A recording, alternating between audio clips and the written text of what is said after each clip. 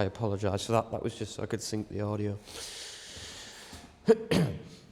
So, just a little bit more of an update, because I said that I would do these videos once a week, and I think that was, sorry for the sniff, but that was probably a bit over-ambitious. And a little bit of context of what's been going on behind the scenes. Unfortunately, a little over a month ago, I lost somebody who was really important to me and my family, and I can't lie, it's just derailed me for the last month or so, and there's nothing wrong with that. That's the grieving process, and I completely understand that.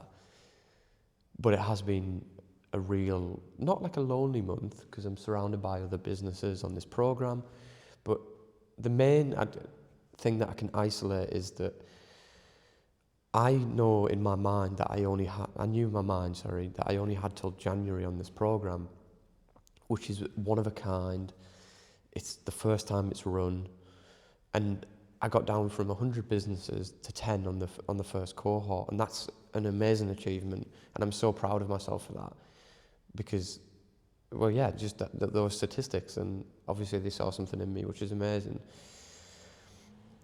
But at the same time, I was dealing with this grief, and it created this toxic sort of cycle of I was working really hard, and then being like, but I need some time to process this.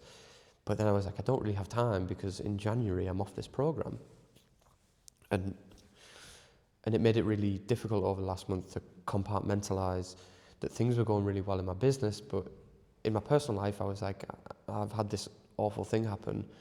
Like, the person who passed away was honestly such a source of inspiration in my life. He embodied the word selfless, and I don't say that lightly. Like, he genuinely did. He cared about the relationship he had with my grandmother. It's something that I feel so lucky to have witnessed. He adored that woman, and that's the thing about, unfortunately, I'm a big fan of the Stoics and their sort of philosophy, and one of their sayings is memento mori, which is remember death. And ironically, he was super stoic, but